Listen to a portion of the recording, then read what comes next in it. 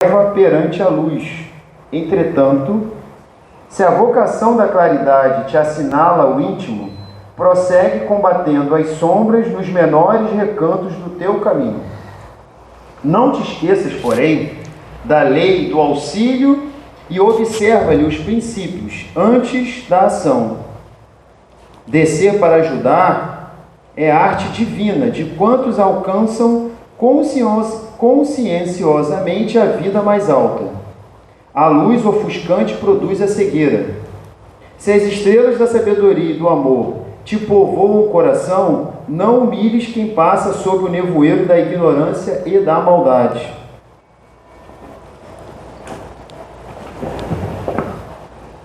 Gradua as manifestações de ti mesmo para que o teu socorro não se faça destrutivo. Se a chuva alagasse indefinidamente o deserto, o pretexto de saciar-lhe a sede, e se o sol queimasse o lago sem medida, com a desculpa de subtrair-lhe o barro úmido,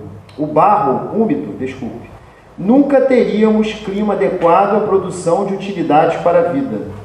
Não te faças demasiado superior diante dos inferiores ou excessivamente forte perante os fracos. Das escolas não se ausentam todos os aprendizes, habilitados em massa, e sim alguns poucos cada ano. Toda mordomia reclama a noção de responsabilidade, mas existe também o senso das proporções. Conserva a energia construtiva do exemplo respeitável, mas não ouvides que a ciência de ensinar só triunfa integralmente no orientador que sabe amparar, esperar e repetir. Não clames, pois, contra a incompreensão, usando inquietude e desencanto, vinagre e fel. Há méritos celestiais naquele que desce ao pântano, sem contaminar-se na tarefa de salvação e reajustamento.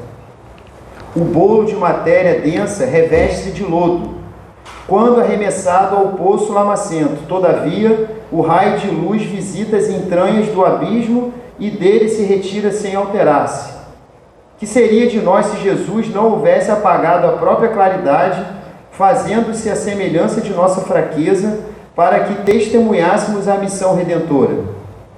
Aprendamos com ele a descer, auxiliando sem prejuízo de nós mesmos. E nesse sentido, não podemos esquecer a expressiva declaração de Paulo de Tarso, quando afirma que, para a vitória do bem, se fez fraco para os fracos, fazendo-se tudo para todos, a fim de que, para todos os meios, chegar a erguer alguns. Convidar aqui o nosso amigo Gilberto para fazer a nossa prece inicial.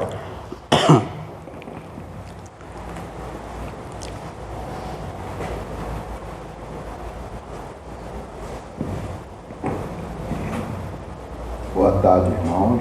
Boa tarde. Boa tarde. Aproveitando essa energia provocada através da nossa página de hoje, essa página belíssima, e que nós possamos continuar com nossos pensamentos no bem. Sabemos que bem antes de nós chegarmos, a asepsia espiritual foi feita através de nossos protetores, amigos, que nos receberam nesta casa maravilhosa, Senhor. Agradecemos a Deus, a Jesus por esse momento. Pedimos que ilumine nosso expositor, que nós possamos emanar boas energias para o sucesso na nossa sessão de hoje, e agradecemos a oportunidade de estarmos aqui. Obrigado, Jesus, por esse momento. Graças a Deus, e que assim seja. Que assim seja. Então, meus irmãos, nesse momento a gente passa a palavra para o nosso amigo Gilson. E antes disso, nós teremos aí, o movimento aí dos jovens, das crianças aqui da nossa casa para o trabalho da evangelização infantil e da juventude. Vamos para cá. Qual é o tema? A irmã não botou no grupo. Quem é minha mãe? Quem são meus irmãos? Então, o tema que está no Evangelho segundo o Espiritismo: quem é minha mãe e quem são meus irmãos, né? Que o nosso amigo Gilson vai desenvolver. Vamos ouvir o nosso amigo com carinho e atenção. Obrigado. Queridos irmãos, queridas irmãs, boa tarde. Primeiramente, eu gostaria de agradecer ao nosso Pai Maior pela oportunidade de poder estar aqui nesta tarde, né? E pedir a permissão de vocês para que eu possa realizar esse estudo sentado, em virtude de eu ter tido um acidente no último sábado, né? O que me impossibilita de ficar muito tempo em pé, tá? Então, peço a licença de vocês, vou me sentar aqui, tá? Para a gente poder junto compartilhar esses ensinamentos de Jesus, né? E eu sempre gosto de agradecer à diretoria da casa pela oportunidade de trabalho, né? Porque é sempre uma oportunidade, uma alegria poder estar aqui para compartilharmos juntos, né, os ensinamentos do nosso Mestre Jesus.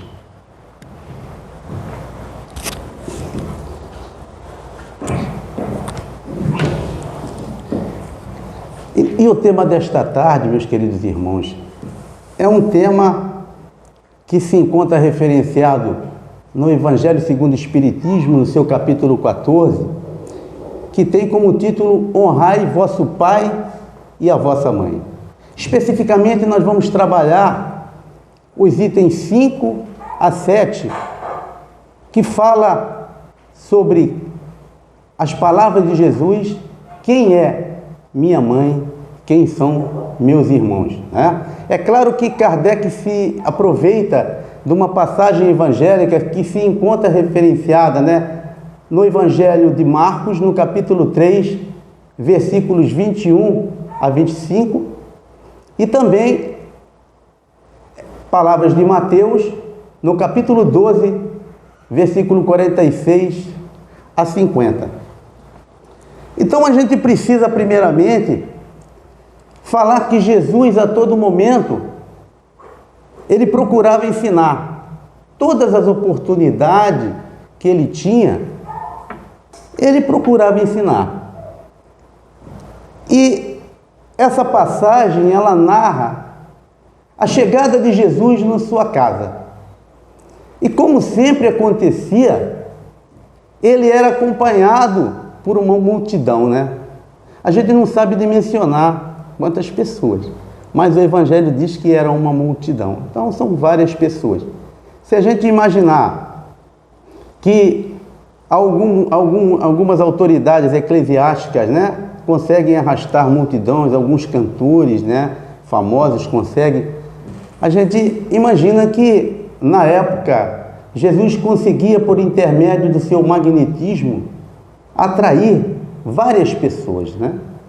E várias pessoas necessitadas de várias necessidades, no caso. Por quê? Porque ele atraía pelo magnetismo, né? Algumas pessoas já narraram, eu ainda não tive a grata satisfação de visitar o espaço, né? Onde Chico Xavier viveu, mas algumas pessoas narram que a 10 metros, a 15 metros, né, se sentia uma vibração muito grande. Isso é um magnetismo, que não tem nada a ver com a física, né? Tem a ver, sim, com a brandura, né? Aquele espírito que emanava amor, emanava caridade. Isso atrai as pessoas. Da mesma forma que também pessoas que emanam energias negativas, elas nos repelem. Não é assim? Imagina então, senhores, queridos irmãos, o magnetismo de Jesus. Então as pessoas eram atraídas por aquela energia. Outros pela curiosidade. E outros com o intuito somente de desacreditá-lo. Nós sabemos, né, que muitos ali queriam que Jesus se contradizesse, porque ele trazia ali uma boa nova, uma mensagem nova, né, que falava de um novo reino. E isso trazia muito problemas, né, para Roma e para as autoridades da época, né, os senhores os fariseus, os doutores da lei. Não é? Então, a literatura diz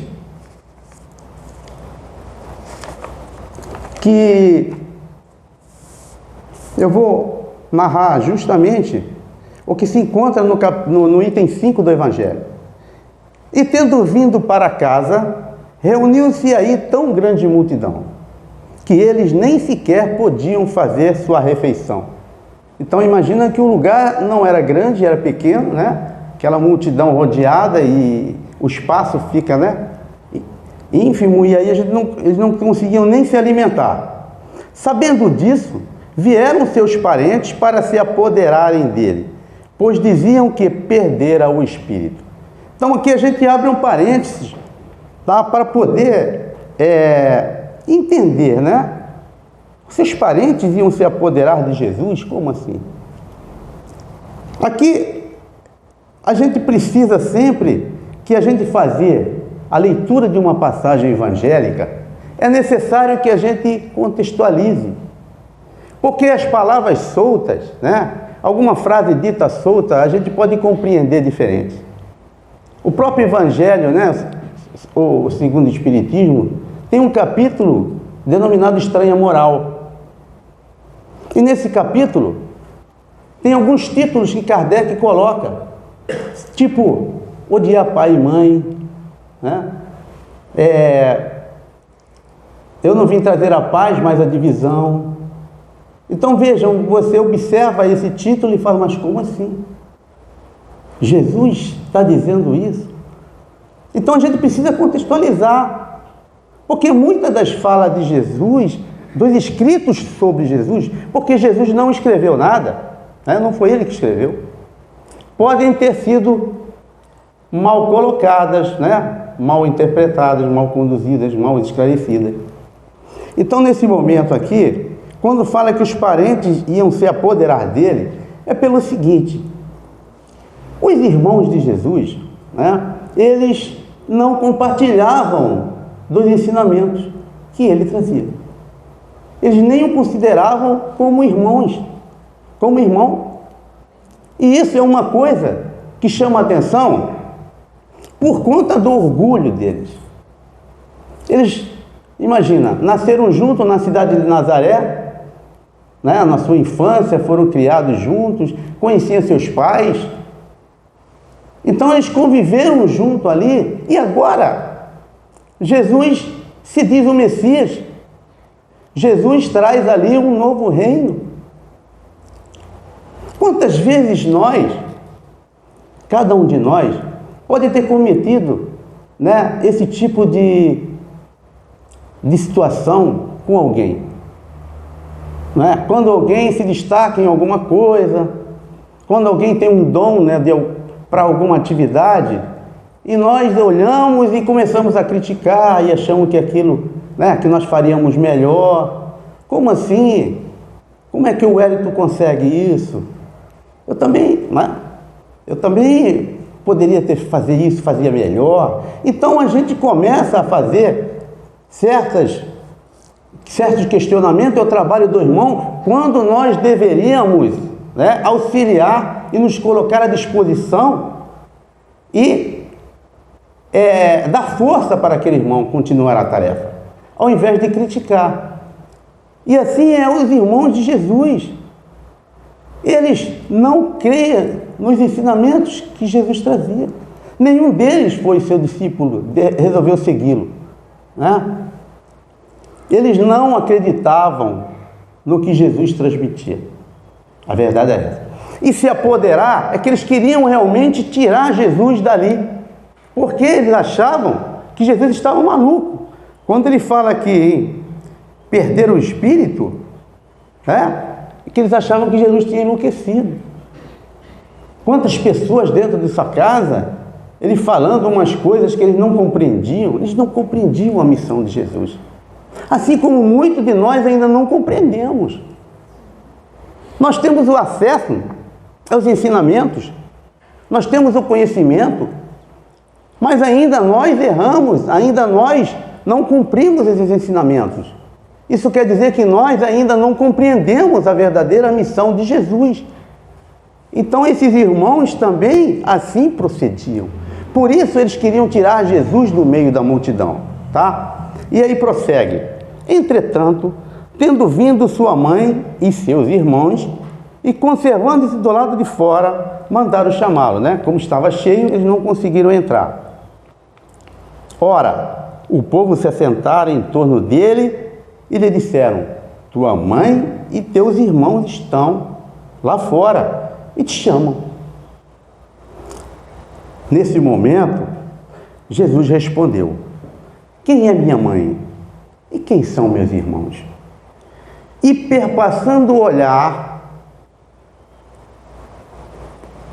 pelos que estavam assentados ao seu redor, disse: eis aqui minha mãe, eis aqui meus irmãos. Pois todo aquele que faz a vontade de meu Pai, esse é minha mãe, esse é meu irmão e minha irmã, tá? Então, o que a gente pode tirar dessas palavras de Jesus? Imaginemos que muitos de nós ainda, né, não entenderíamos, se não tivéssemos conhecimentos do Evangelho de Jesus, qual seria a nossa ação quando ouvíssemos Jesus falar, diante da chegada de sua mãe e de seus irmãos, ele falar que quem é minha mãe, quem são meus irmãos, e apontar para aquela multidão. Como assim? Será que Jesus estaria desrespeitando sua mãe? Será que Jesus estaria não dando importância à sua parentela, aos seus irmãos? A gente tem que pensar, né, que isso sucedeu naquela época.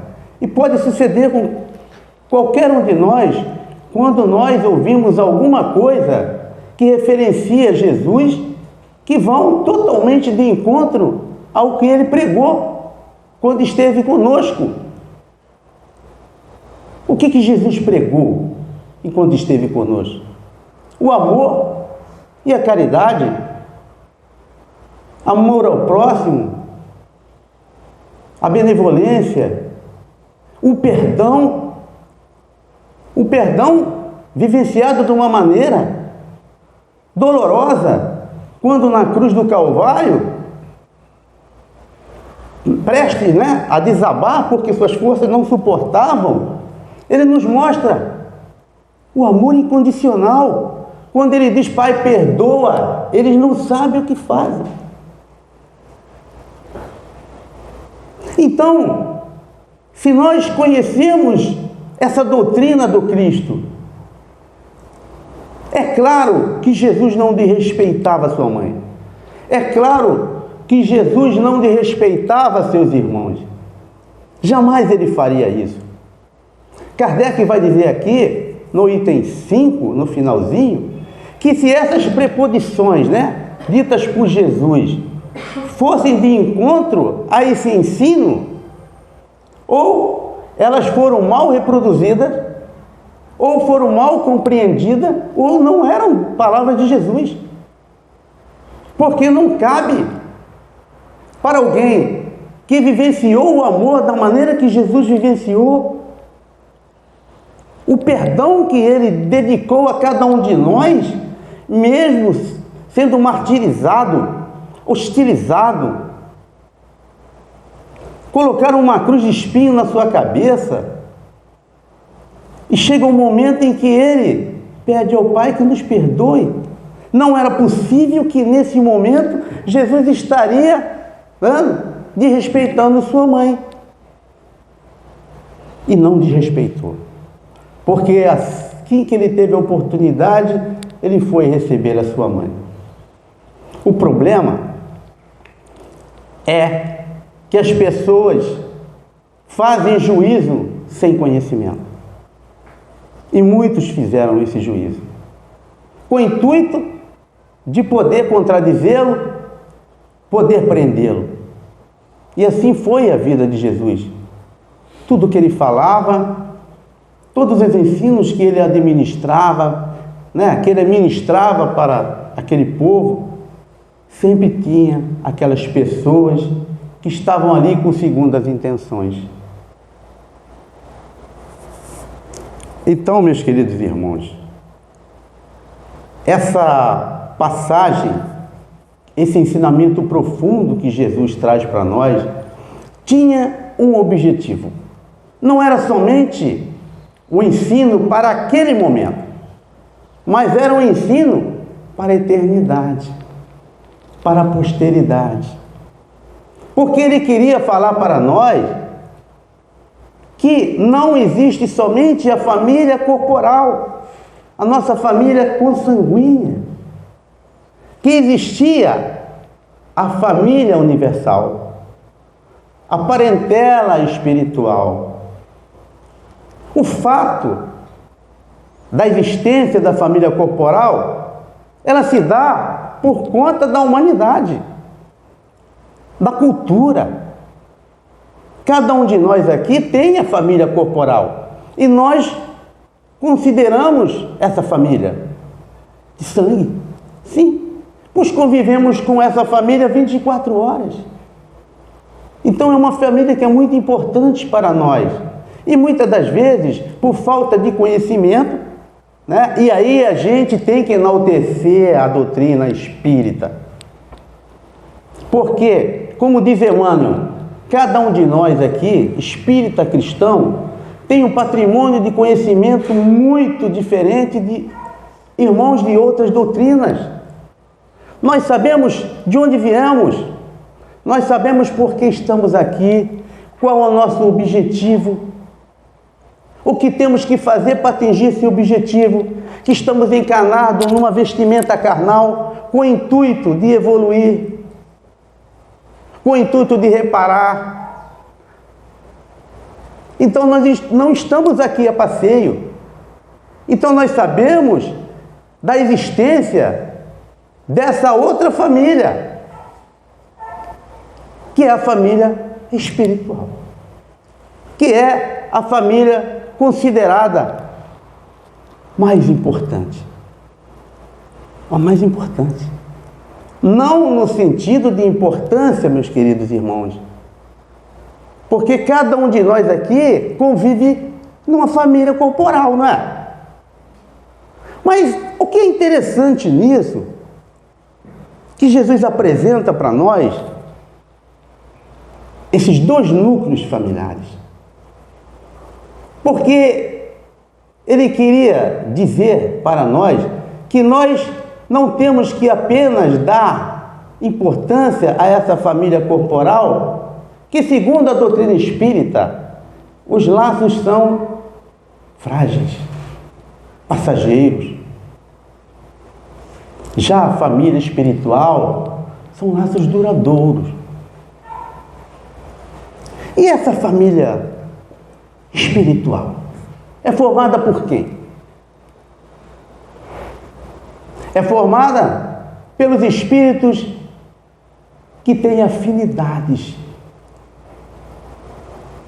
Podem ser espíritos oriundos, né, de outras existências, que encarnam em uma família, são simpáticos entre si, porque já vivenciaram outras vidas, e nessas outras vidas eles criaram laços de fraternidade, né, de amor, tinham afinidade de ideias, afinidade de pensamentos, e consequentemente eles criam esses laços que é para toda a vida. E quando encarnam numa família, são aqueles irmãos aos quais nós nos damos muito bem. Não é? Não é assim na nossa família? Muitas vezes nós nos damos melhor com dois irmãos, com outro a gente já não dá muito bem, que também tem a sua, né, a sua consequência, por que ocorre isso. Mas nesse momento a gente diz que esse irmão a qual a gente tem muita afinidade, pode ser oriundo, né, de outras existências, mas também pode ser oriundo da existência atual. Quantos irmãos aqui têm vínculos de amizade, de carinho, não é? Principalmente a gente vai ver isso quando a gente está passando por uma dificuldade. Quando a gente está com algum problema, uma dificuldade, a gente vê se aproximar esses irmãos que vêm te estender a mão e cria vínculos. Porque quando você estende a mão, não é? Você recebe o auxílio, a ajuda, consequentemente você também tem naquele outro irmão a reciprocidade, caso você passe também por outra dificuldade. Então, a afinidade que forma a família espiritual está pautada nessas ações de solidariedade, de fraternidade, de pensamento, de ideal, de ideias, não é? Quantos de nós temos irmãos que congregam conosco nesta casa espírita, vamos colocar assim, que aqui é um grupo, né? É um grupo, é uma família. Alguns se confraternizam, né? Em seus lares, visitam, recebem as visitas, mas existem outros que a gente não, né? Socialmente conversa, mas não são tão próximos. Então a família espiritual, ela é caracterizada por essas afinidades de pendores, de ideias, de ideal. Seja ele, é importante falar. Muitas das vezes a gente pensa que essa família espiritual, ela é moldada por afinidades somente no bem. Mas não. As afinidades podem ser também com pessoas que praticam coisas erradas, né? A malquerência, pessoas que dedicadas a furtos, a roubos, infelizmente, né? A situações desse nível. E muitas das vezes nós somos afinizados com isso. Por isso o cuidado com aquele que nós estamos convivendo. O cuidado em observar as ações do próximo, para que nós não sejamos contaminados.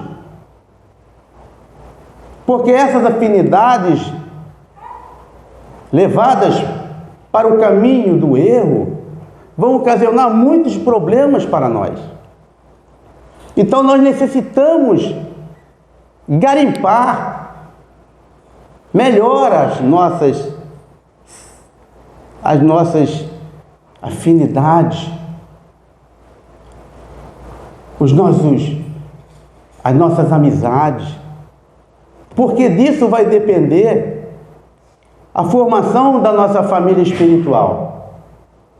A nossa família corporal, ela nos dá todas as condições para que a gente possa evoluir. É ali a escola sagrada. Estamos 24 horas convivendo com aqueles irmãos. E muitas das vezes a gente se depara com problemas diversos, movidos pela bênção da reencarnação, que nos permite retornar numa família para reparar, para resgatar. Por isso, muitas das vezes, nós temos problemas dentro de casa com algumas pessoas. E devemos vigiar para que não sejamos nós os causadores dos problemas dentro de casa. Porque muitas vezes a gente vive ali, vamos colocar, né, aquelas dificuldades com o nosso familiar, muitas vezes somos nós que estamos causando. Então a gente necessita sempre estar realizando, né, aquele autoconhecimento para ver se essas dificuldades não estão sendo causadas por mim? Porque muitas vezes a gente só olha o outro, a gente coloca a culpa no outro, que o outro não tem paciência. E nós? O que temos feito para poder criar dentro do ambiente familiar um ambiente salutar, um ambiente de solidariedade, de amor? Porque dessa família corporal vai depender a nossa evolução. Somos seres reencarnacionistas num mundo de provas e expiações, com a missão de progredir, evoluir, alcançarmos a plenitude espiritual, para um dia podermos chegar, aos mundos celestes. Foi para isso que Deus nos criou. Deus nos criou para amar o próximo. Deus nos criou para que nós pudéssemos, por intermédio da convivência, seja em família, seja no meio social, que nós pudéssemos criar um ambiente de amor e de solidariedade. Porque dessa forma nós estaremos contribuindo para o crescimento da família espiritual, que é movida por esses sentimentos de fraternidade, de amor. Essa é a verdadeira família espiritual. E cabe a cada um de nós a responsabilidade disso. Então, a todo momento nós temos a possibilidade de poder contribuir. Quando sairmos daqui, nós teremos contato com irmãos que não fazem parte da nossa família biológica, e também, quando chegarmos em casa, com aqueles que fazem parte da nossa família consanguínea. E a oportunidade que nós temos de poder colaborar nesse processo de melhoramento do nosso planeta, de melhoramento da relação em sociedade. É um bom dia, é uma boa tarde, é um cumprimento, tudo parte de nós. Não adianta eu sair da casa espírita e a primeira coisa que eu sair é chutar o cachorro que aparece na frente. Não. Nós precisamos colocar em prática o que nós estamos aprendendo. E essa família corporal, a qual nós estamos inseridos hoje, ela é muito importante. É só a gente começar a pensar como tem sido o meu relacionamento na minha família corporal. Com meus filhos, com meus pais, com minha mãe. Porque não é à toa que Kardec destina o capítulo 14 com o título Honrai vosso pai e vossa mãe. E logo ele bota no início a piedade filial. Será que nós temos cumprido a nossa responsabilidade como filhos?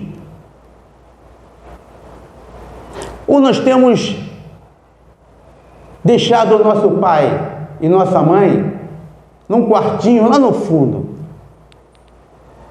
Lá no fundo da casa. Enquanto aqui na casa grande, a gente tem todo o conforto. Então Kardec coloca esse ensinamento para chamar a nossa responsabilidade com aqueles que foram responsáveis pela nossa vinda a esse planeta, nos dando a matéria e sendo responsáveis pelo nosso direcionamento, pela nossa educação. Quantas noites perdidas quando ficamos doentes, quantas noites nossos pais, nossas mães perderam em vigília, quantas coisas abdicaram para poder nos orientar, para poder nos direcionar, para que hoje pudéssemos estar aqui.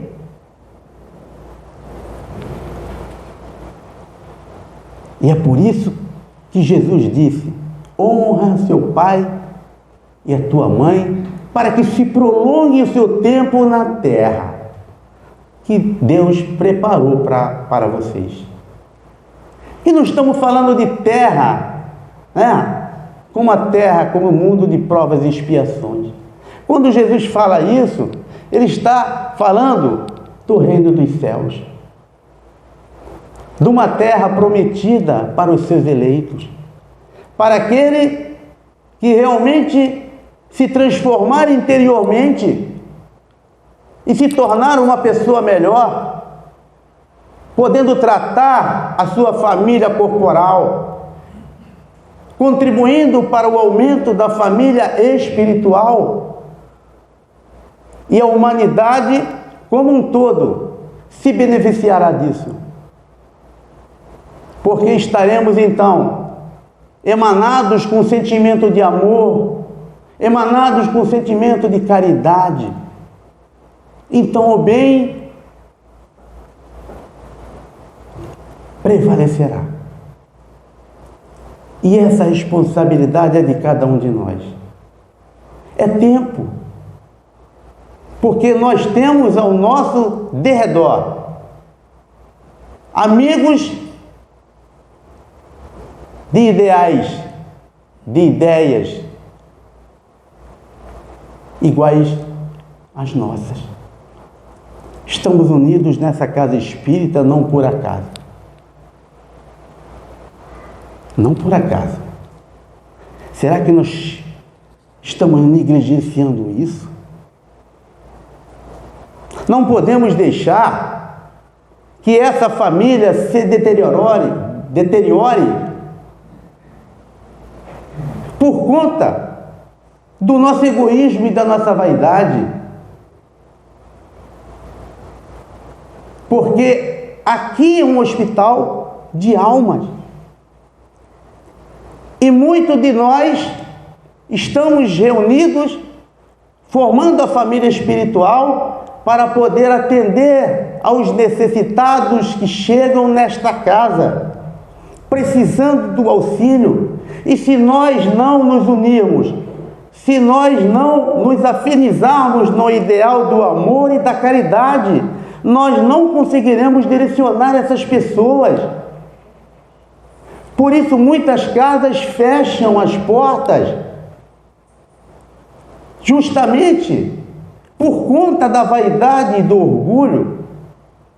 A casa sucumbe, o hospital fecha as portas e os doentes aumentam a cada dia. Nós temos em nossas mãos a responsabilidade de fazer a diferença nas nossas vidas e na vida do nosso irmão que adentra por esta porta.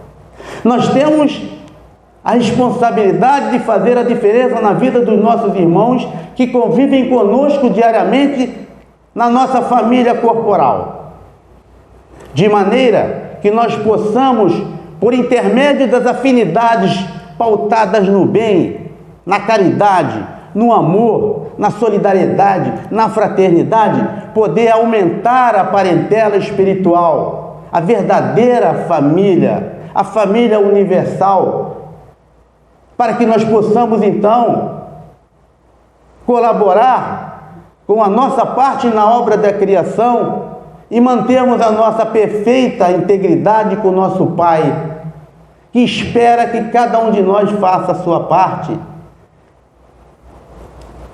Chegando ao final do nosso estudo, eu gostaria de dizer, que quando nós reencarnamos em uma família corporal, para poder resgatar, para poder fazer diferente, nem sempre nós temos os mesmos papéis.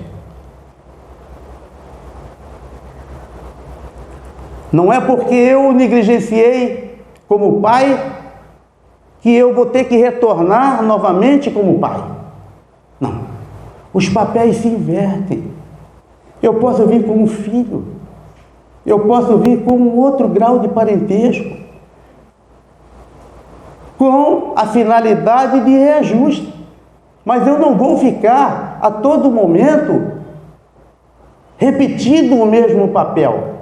Porque senão, acaba que eu entro num ciclo vicioso que eu não conseguirei fazer. Eu voltarei como pai, e depois eu volto como pai, e depois eu volto como pai, e aí eu não consigo. Sabe por quê? Porque cada um de nós só aprende a ser pai e mãe quando a gente é filho. Quando é filho, se casa e tem os seus próprios filhos. Aí você valoriza o pai e a mãe. E aí a gente aprende e vê o quanto é difícil ser pai, o quanto é difícil ser mãe. Não é? É uma prova difícil. Vejam que Deus nos dá a responsabilidade e ainda coloca dizendo que nós somos responsáveis pelo destino dessa criança. Se ela sucumbiu e nós negligenciamos, nós iremos responder por isso. Agora, se a gente fez a nossa parte, se a gente realmente fez o que devia, orientou, educou, se sacrificou, porque é sacrifício, e a pessoa foi por outro caminho, aí é ela que vai responder. Nós sofreremos, porque os pais sofrem em todas as situações, mas não mais seremos responsáveis por isso. E os filhos, a responsabilidade dos filhos é imensa, porque a piedade filial é cuidar dos pais, principalmente na velhice. Principalmente aquele que não tem condições financeiras de se manter. E não é colocá-lo lá no quartinho. É fazer ao pai tudo aquilo que Jesus chama de caridade. Benevolência, indulgência e perdão. É isso. O Cristo considera a caridade como benevolência, indulgência e perdão, amor em movimento, cuidar dos nossos pais, não só respeitá-lo, mas honrá-lo, como diz o capítulo 14 do Evangelho segundo o Espiritismo. Honrar pai e mãe, que não por acaso faz parte do 5º mandamento da lei de Deus. Então, meus queridos irmãos, fazendo a conclusão de nosso estudo, nós temos uma responsabilidade grande com a nossa parentela corporal, com a nossa parentela espiritual. Somos responsáveis de aumentar essa parentela espiritual para fazer com que a humanidade progrida. Estamos em plena transição planetária. A transição planetária, a chegada do mundo novo de regeneração, não vai ser por decreto divino, vai ser por mudança de cada um de nós, pela nossa transformação em pessoas melhores. E como é que a gente pode ser melhor? Para concluir o nosso estudo, referenciando as palavras de Paulo, 1 Coríntios capítulo 16, versículo 14, ele fala para nós que todas as nossas coisas sejam feitas com amor. E com essa frase, eu encerro o nosso estudo, agradecendo pela atenção e que Deus nos abençoe. Muito obrigado.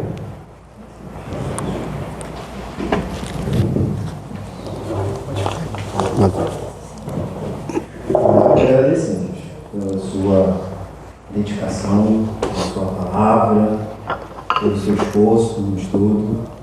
Bom, agradecemos muito, né?